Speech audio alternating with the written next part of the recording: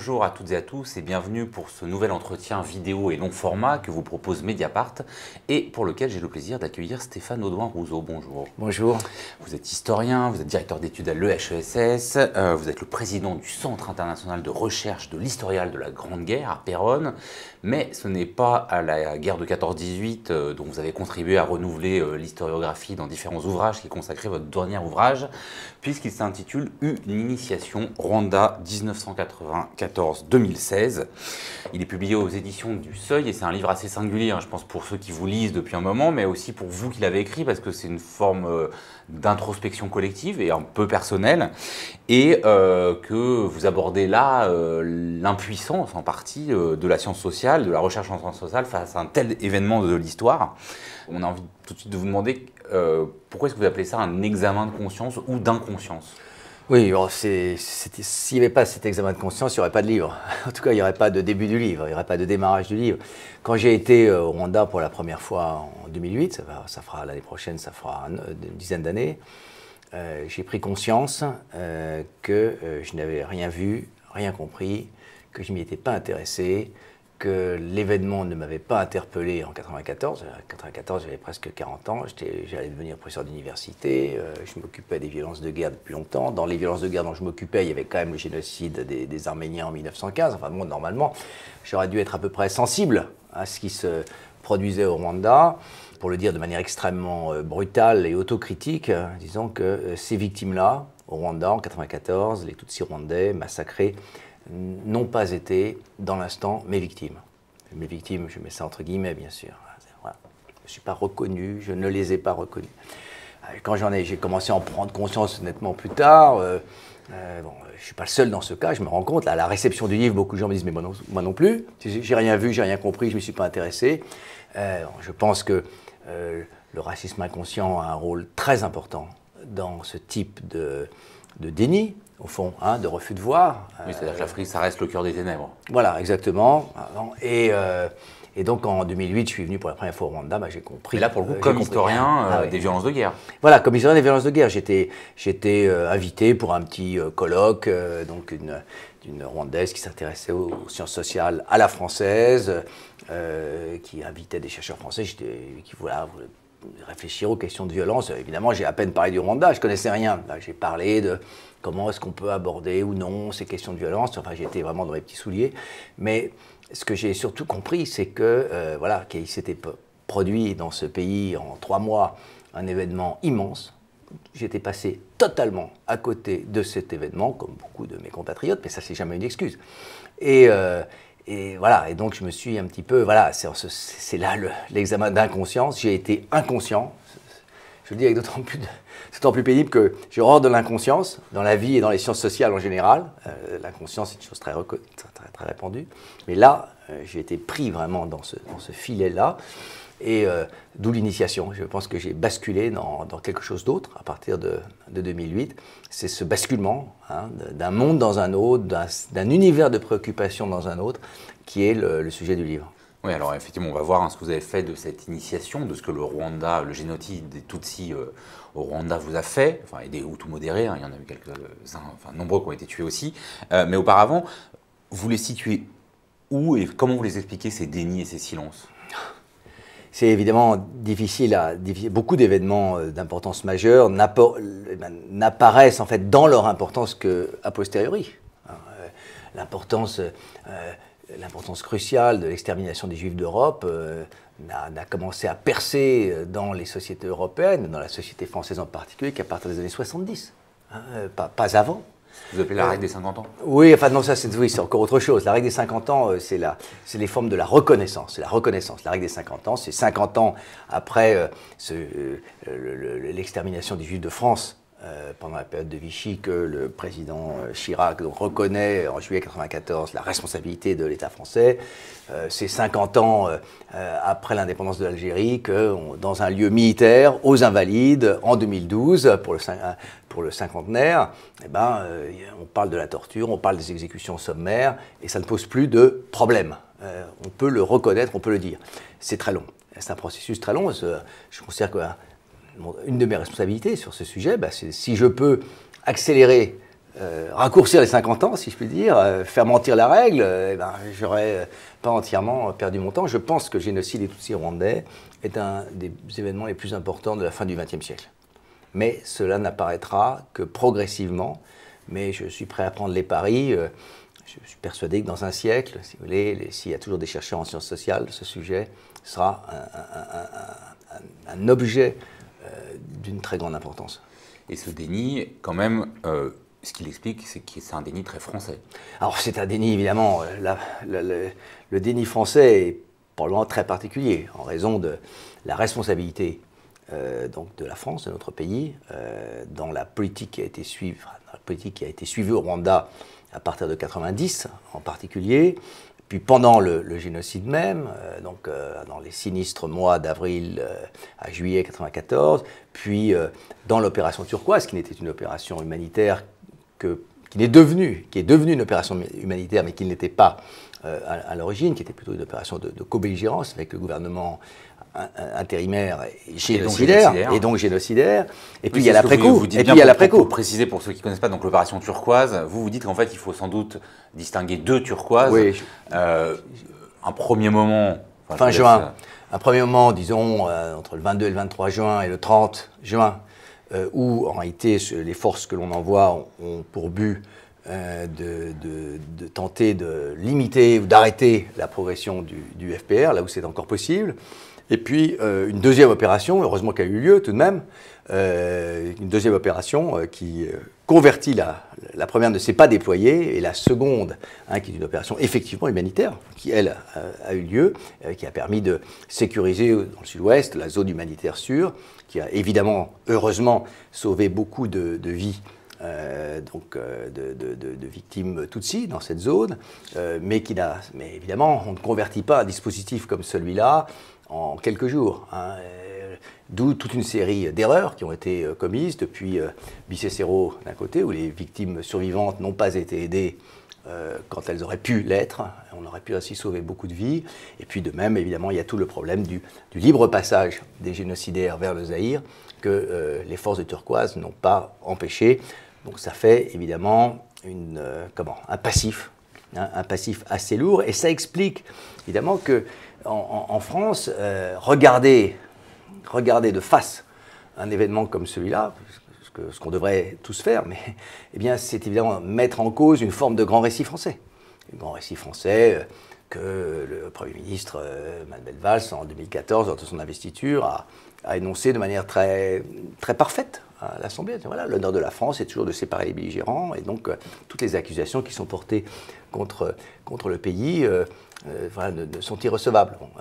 Ce qui est irrecevable, c'est cette forme de déni français, alors à quoi s'ajoutent certainement des choses plus profondes, qui peuvent concerner tout à chacun et dans tout pays, et qui en particulier, je pense, le racisme inconscient, qui fait que, il y a des massacres de masse que nous reconnaissons. Moi, j'ai reconnu, j'étais indigné par les massacres dans l'ex-Yougoslavie, par le sort fait aux Bosniaques, dans la même séquence chronologique que le génocide des Tutsis rwandais. Et puis il y a d'autres massacres que nous ne reconnaissons pas. Et il faut s'interroger à ce moment-là sur ces choix que nous faisons inconsciemment, bien sûr. Inconsciemment. Quelle est la place du racisme inconscient dans ces choix? C'est une question qu'il faut poser. Le racisme inconscient, c'est une chose très importante. On dénonce toujours le racisme de l'autre, mais jamais le sien propre. Pourquoi donc? C'est là qu'on peut agir. Ça m'intéresse d'autant plus parce que donc, dans ce livre, vous vous auto-désignez, alors il y a quelques guillemets et un peu de pincettes, comme à la fois militariste et conservateur. Alors on n'a pas souvent à Mediapart beaucoup de militaristes et conservateurs. Je vais vous expliquer. Donc j'aimerais savoir si votre initiation et votre choc, au fond, il est aussi là parce que vous avez quand même une certaine idée de la France en général et de son armée en particulier. À dire vrai, la gauche a parfois une idée de la France encore plus exigeante que la droite. On s'en rend bien compte. Mais oui, je suis plutôt un conservateur français. Je suis devenu, j'étais plutôt à gauche à l'origine, je suis devenu, justement, le deuxième septennat de François Mitterrand m'a fait basculer de l'autre côté.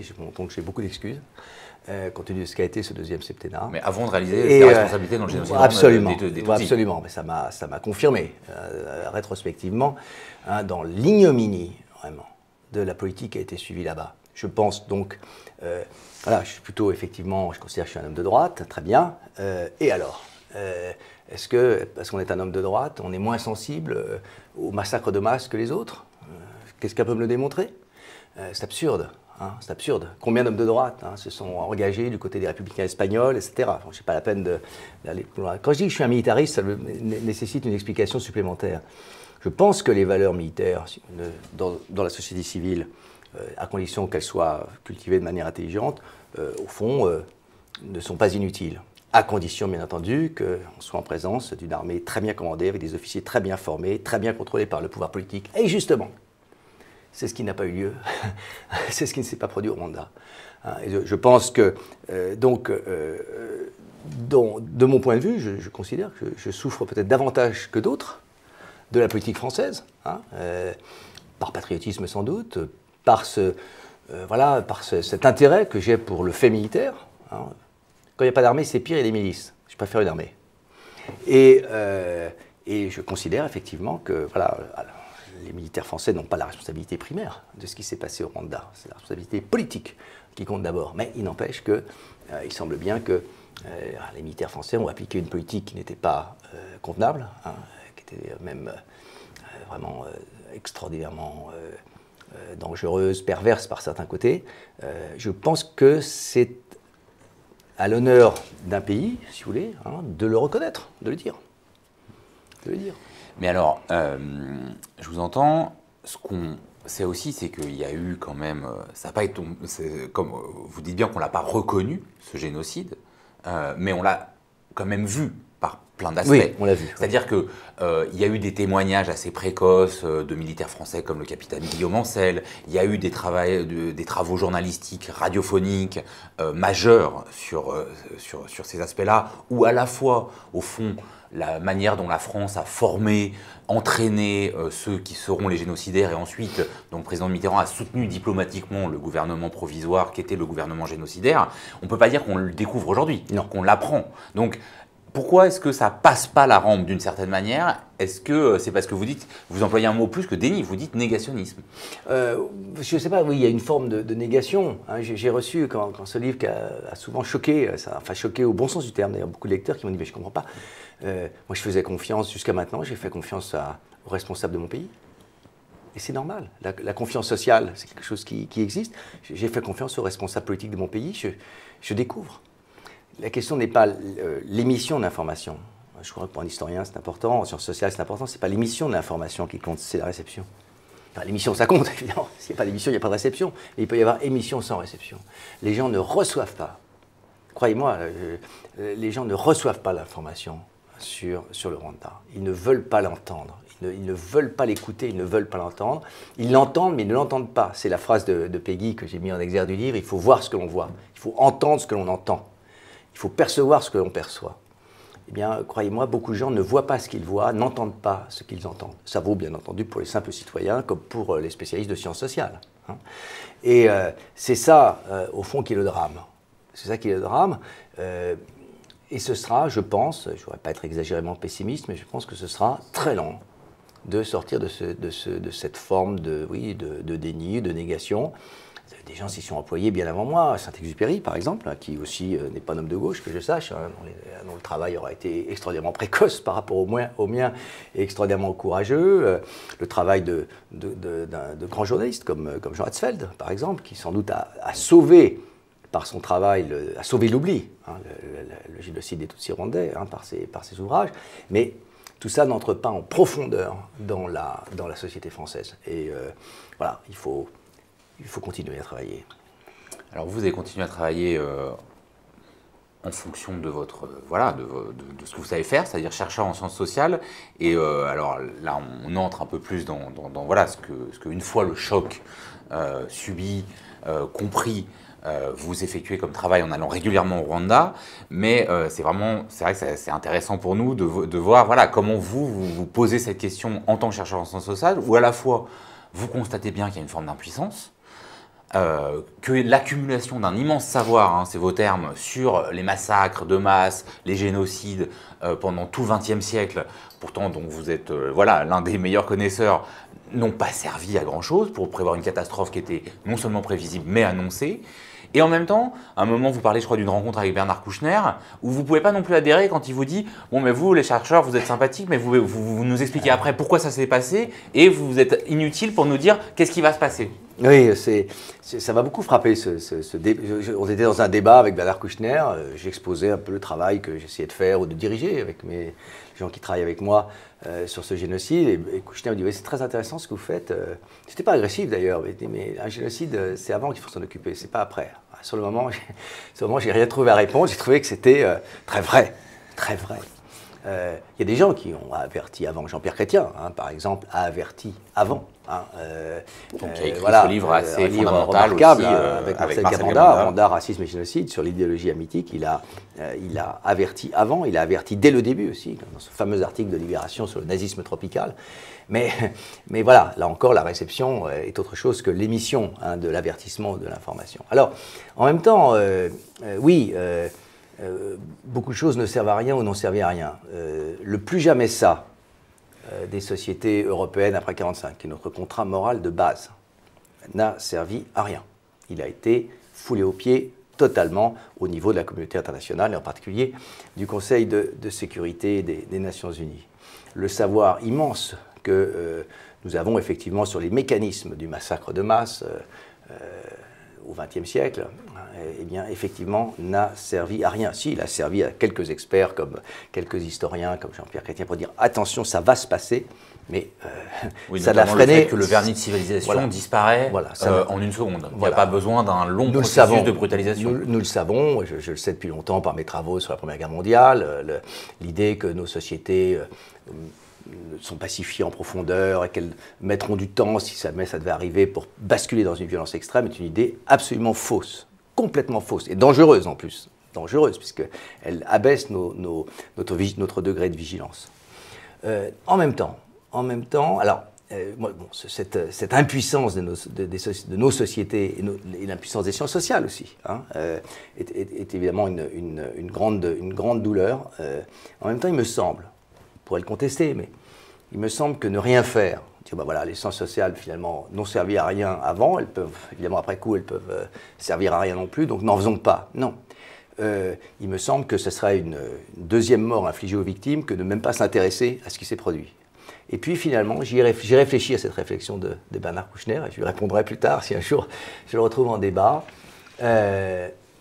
Au Rwanda, personne n'a jamais reproché, ni à moi-même, ni à aucun autre chercheur que je connaisse, ni à aucun de mes élèves qui y travaillent, avec lesquels je suis en contact, de faire un travail de sciences sociales.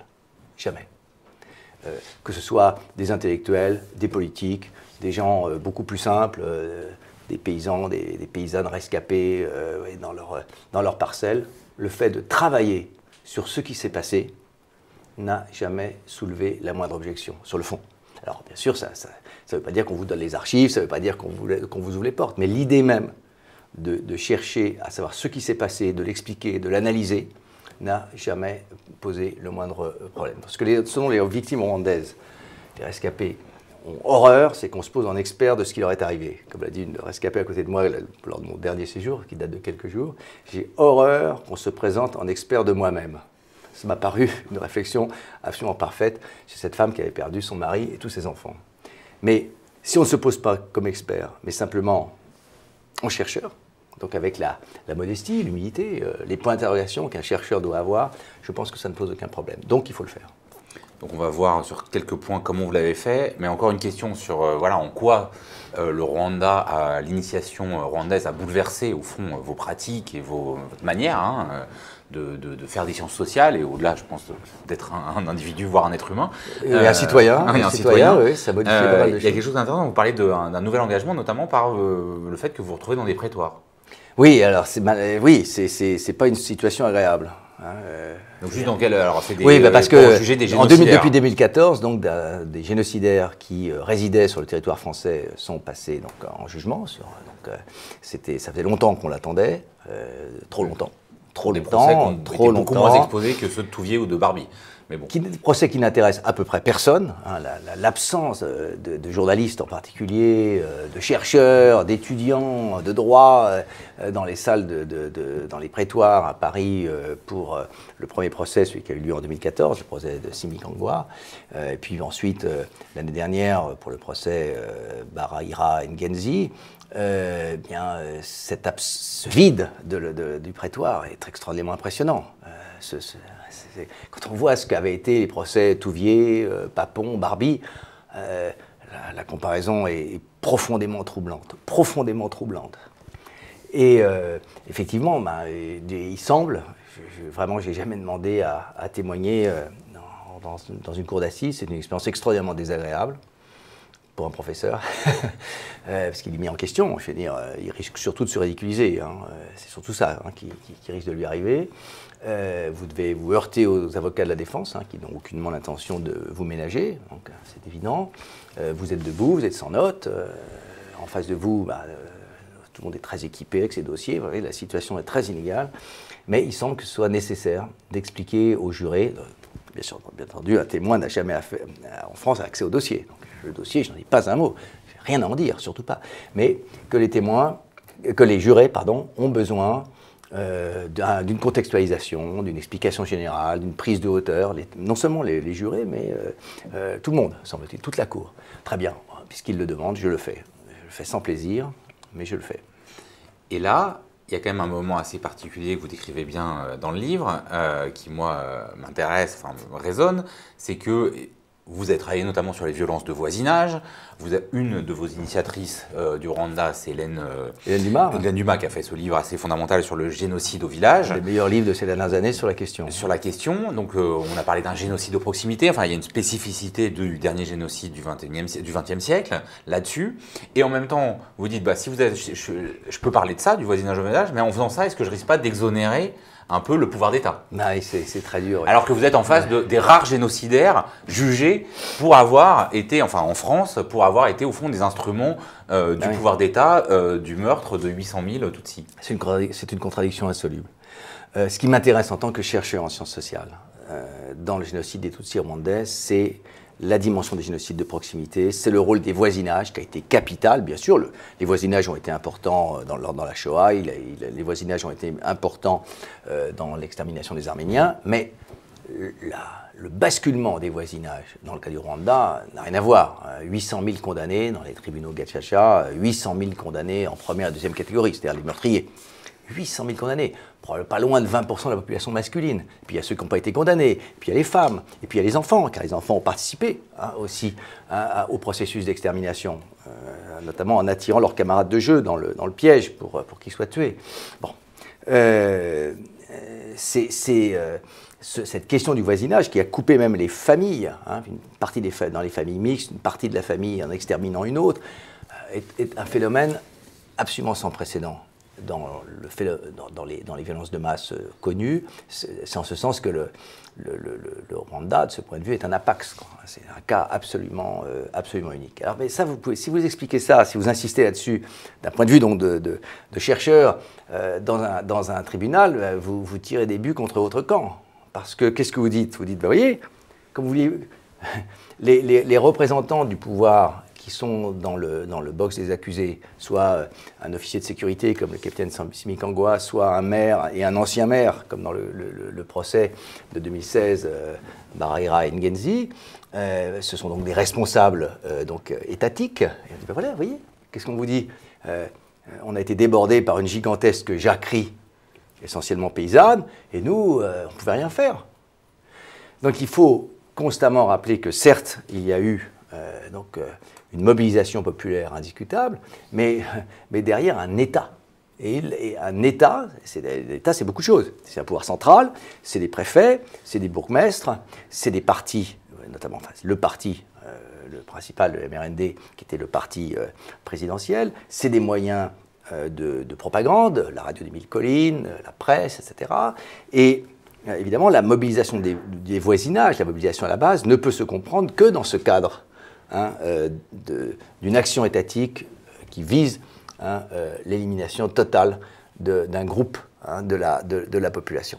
Voilà, donc c'est ce qu'il faut expliquer en tenant la balance, et je crois d'ailleurs qu'une des raisons de l'efficacité meurtrière effroyable du génocide des Tutsis rwandais, c'est justement qu'il y a une sorte d'entonnoir. D'un côté, il y a un État qui agit avec tous ses moyens, et de l'autre côté, il y a des voisinages qui agissent avec tous leurs moyens.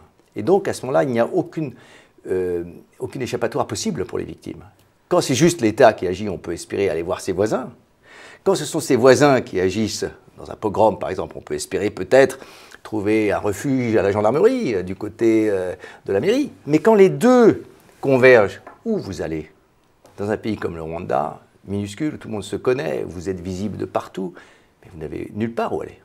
Et ça, c'est ce qui s'est passé à partir d'avril 1994. Ou alors, vous allez, et ça c'est une seconde spécificité que vous montrez bien de ce génocide, vous allez dans les églises.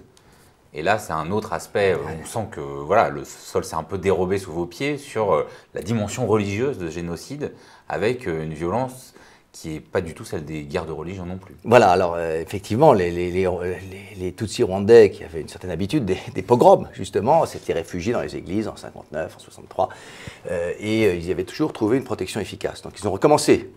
Et là, la protection s'est transformée en piège, puisqu'ils se sont retrouvés enfermés dans les lieux souvent de très grande taille, ils étaient très nombreux, et ils étaient donc à la disposition, en quelque sorte, des tueurs quand l'assaut a été donné aux bâtiments religieux. Donc là, une des caractéristiques aussi très troublantes d'un point de vue de sciences sociales, mais d'anthropologie religieuse, tout simplement, ou d'histoire religieuse, tout simplement, et en particulier d'histoire du catholicisme, c'est que le deuxième lieu de massacre des victimes, après ce qu'on appelle les collines, c'est-à-dire le plein air, les maisons, eh bien, ce sont les bâtiments religieux, les églises, qui ont été le lieu de tuerie inouïe de milliers et de milliers de personnes. Les corps sont restés d'ailleurs sur place pendant très longtemps.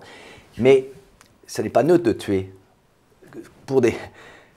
Le Rwanda était un pays de croyants, massivement catholique, la perle de l'Afrique pour le Saint-Siège.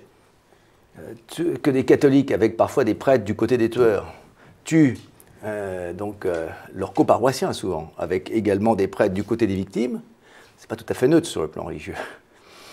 Et c'est encore moins neutre quand on sait qu'à tel ou tel endroit, les tueurs ont prié avant de commencer le massacre, qu'ils se sont livrés à toute une série de profanations dans les églises, des tabernacles, les linges d'autel souillés, les statues de la Vierge ou du Christ mutilés.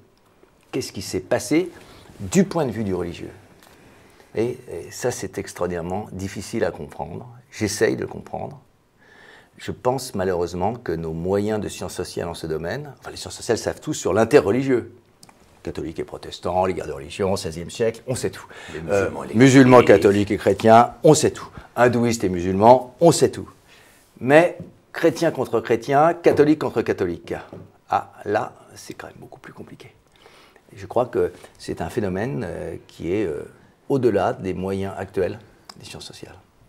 Alors on ne va pas pouvoir passer en revue tout ce que vous ont amené quand même, le fait de faire des sciences sociales au Rwanda dans une période post-génocide. Il y a notamment des pages passionnantes sur la violence extrême, la cruauté, c'est-à-dire qu'on a connu de l'extermination, mais là, jusque dans les corps, enfin dans ce qui reste des corps, dans les ossements, on voit qu'il y avait vraiment une volonté de meurtrir non seulement les corps, mais aussi les âmes à perpétuité, je dirais. Il y a une créativité meurtrière effroyable, effectivement. Mais alors là, je me tourne plutôt de nouveau vers le spécialiste de la guerre de 14-18. On est en pleine période de commémoration. Et là, vous dites qu'une des choses que vous amenez le Rwanda, c'est quand même autre chose en termes de commémoration que le 11 novembre. Ben oui. Oui, le 11 novembre, oui, j'ai le plus grand respect pour le 11 novembre, évidemment, surtout par rapport à ce que je vous ai dit tout à l'heure sur le plan politique.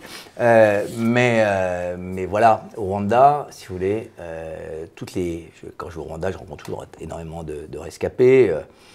Ça donne l'impression parfois que le pays est un pays de rescapés. Évidemment, c'est pas vrai. Ils sont sans doute moins de 2%. Nous, on a eu un effet déformant. Bah oui, c'est totalement déformant. Les tueurs, on les rencontre pas, les rescapés, on les rencontre. Et ils parlent peu. Ils ont parlé à Jean Hatzfeld pendant d'ailleurs une configuration très particulière. Très particulière. Depuis, ils se taisent. Par définition, les tueurs se taisent, généralement. Et puis on n'a pas très envie de les rencontrer non plus. Évidemment, les commémorations de 14-18 en France restent souvent assez émouvantes. Par exemple, le moment central de l'appel des morts dans un village. ça reste très fort, mais on imagine ce que c'est en 1922, que l'appel des morts, avec toutes les familles qui étaient là, quand on entendait le nom du mari, du fils, c'était tout de même évidemment différent. Au Rwanda, c'est pareil. Toutes les victimes que j'ai pu rencontrer, tous les rescapés, sont plus jeunes que moi. Beaucoup ont l'âge de mes étudiants. Ah ben ça change tout.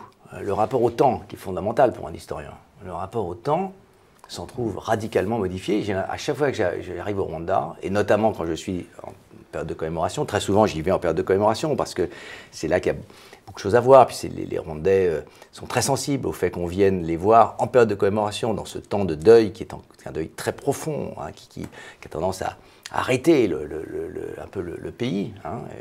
Et bien, j'ai l'impression que les massacres ont eu lieu hier. Ils sont devant mon nez. Oui, devant mon nez.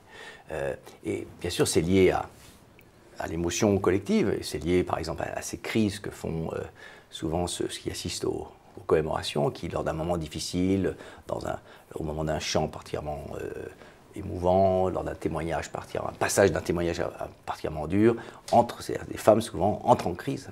Hein, ce que les Rwandais appellent des crises traumatiques, qui sont des crises de reviviscence, hein, où vraiment les rescapés, les victimes, voient de nouveau les tueurs. Littéralement, les voient. Ils sont là, ils arrivent, et ils le disent d'ailleurs. En Kinyarwanda, ils arrivent, pitié, ils vont tuer mes enfants.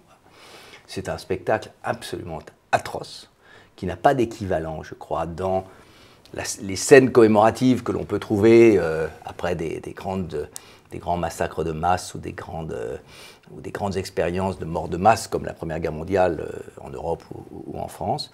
Et donc, évidemment, une fois que vous avez vu ça un certain nombre de fois, il y a toute une série de sujets auxquels vous teniez autrefois. Et vous dites que ça, le Rwanda a démonétisé vos anciens objets. Voilà, sans les remplacer vraiment par d'autres, c'est vrai. D'un seul coup, il y a une sorte de vanité des objets dont vous êtes objet au sens des sens social, hein, objectum, jeté devant, hein, en latin. Il y a une sorte, effectivement, de vanité des objets précédents qui vous apparaît, et vous avez beau vous raisonner en disant « Non, c'est pas vrai, c'est intéressant, enfin, rien à faire ». Il y a les affects sont partis, c'est comme une histoire d'amour. Les affects sont partis et ils ont été ailleurs. Et pour moi, les affects se sont maintenant placés dans cet objet nouveau qu'est le Rwanda. Je ne sais pas si je pourrais écrire encore dessus, si j'ai quelque chose à faire encore dessus, mais je pense que c'est là que je peux être encore le plus utile. Et du coup, 2 mini-questions un peu là-dessus pour prolonger, avant de conclure cet entretien. Lors du premier voyage que vous faites au Rwanda, c'était 14 ans après le génocide, vous dites qu'il se poursuit, mais à bas bruit. Est-ce que c'est encore le cas? Oui, c'est le cas. L'idée que nous avons en France, en Occident, qu'il y a eu un génocide, c'est terrible, mais il est fini. Voilà, il est fini, voilà, est une idée absurde. Oui, idée qui est en plus déformée par le fait que, comme nous on a beaucoup les témoignages des rescapés, on a l'impression que c'est un pays de rescapés, voilà, qui peuvent par parler, en plus un Tutsi. Voilà. Et donc, voilà, au fond, les représentants des victimes ont pris le pouvoir, ce qui est un cas sans précédent hein, dans les massacres de masse du XXe siècle. Ils trouvent dans ce pouvoir nouveau, dans le génocide de 1994 une part très importante de sa légitimité politique. Et donc, voilà, ce pouvoir, il est souvent très critiqué en France, mais enfin, le génocide est terminé. Il est terminé, oui. Enfin, le problème, c'est que des victimes, des rescapés sont assassinés à peu près tous les ans, précisément en période de commémoration. Et le chiffre de ces assassinats n'est pas du tout anodin. C'est vraiment, c'est assez rapporté à la population totale du Rwanda, c'est important. Ça peut être des vengeances, effectivement, liées au génocide, probablement souvent des vengeances liées au processus judiciaire. Des vengeances liées à des témoignages donnés dans les tribunaux Gacaca, tout ce processus judiciaire qui est aujourd'hui terminé. Par exemple, à la CNLG, là, quand j'étais au Rwanda il y a quelques jours, il y avait une jeune femme qui était Hutu, d'ailleurs, mais qui avait eu le courage de dénoncer ses frères qui étaient des tueurs. Une fois qu'ils sont sortis de prison, elle a été passée à tabac impitoyablement. Bon, ils ne l'ont pas tuée, heureusement. Elle a été exfiltrée par la CNLG qui a dans une des missions de protéger justement les rescapés. S'il y a besoin de protéger les rescapés, c'est que c'est pas pour rien. Hein. Bon, et je raconte dans le livre ce cas de Joséphine, au nord de Kigali, cette paysanne dont toute la famille a été tuée, qui est restée seule. et entouré de tueurs, hein, et qui finalement, je l'ai appris là avec tristesse, mais en même temps avec soulagement, parce qu'ils ont attaqué une vache que lui avait donnée le gouvernement, quand avec Hélène Dumas, on avait trouvé le moyen de lui offrir une nouvelle vache qui est très importante pour les Tutsis. Ben, cette vache, elle est morte de faim parce que les voisins ont empêché, hein, que l'animal puisse aller dans les pâturages qui étaient les siens. Hein. Et voilà. Et finalement, j'ai appris là récemment qu'elle avait dû quitter la campagne pour aller vivre à Kigali, chez sa fille, en abandonnant finalement son activité. Je ne sais pas exactement comment elle vit, mais voilà comment vivent beaucoup de rescapés. Mais alors, quand on entend ça, quand vous dites bien que le plus jamais ça des sociétés européennes post-Seconde Guerre mondiale a été du bullshit pour le dire en bon français, comment vous pouvez quand même écrire que malgré tout, il faudrait que, j'ai passé pas la formule exacte, mais que les violences extrêmes du printemps 1994 soient un avertissement? Est-ce qu'il y a une chance que ce soit un avertissement? Je pense qu'elles sont un avertissement pour nos sociétés.